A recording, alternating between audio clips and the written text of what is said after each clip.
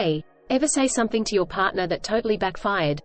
Or worse, you felt totally right but got the opposite, wrong reaction from them? We've all been there, so it's important to recognize the impact our words can have on our loved ones. Welcome back to Happiness for Beginners. Today we are here to reflect on the power of effective communication for more satisfying relationships. Words are like arrows. Once they're out, you can't take them back.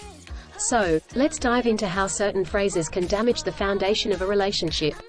We know communication is key. But certain phrases can do more harm than good. The following phrases can lead to misunderstandings, hurt feelings, and even resentment. One common harmful phrase is starting a sentence with, "You always," or, "You never." These sweeping generalizations can make your partner feel attacked and defensive, leading to a breakdown in communication. Being judged by loved ones is hurtful.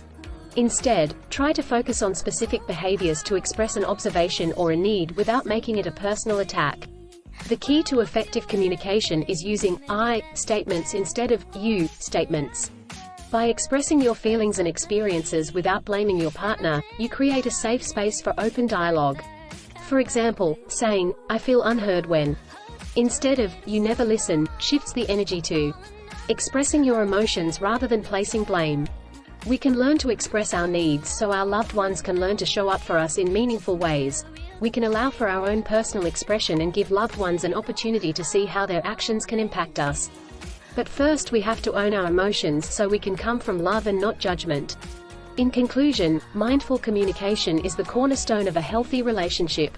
Remember to choose your words carefully, be empathetic towards your partner's feelings, and always strive to play to each other's strengths. By doing so, you can deepen your bond and create more joy in your relationships. We encourage you to share your own experiences with communication in relationships in the comments below.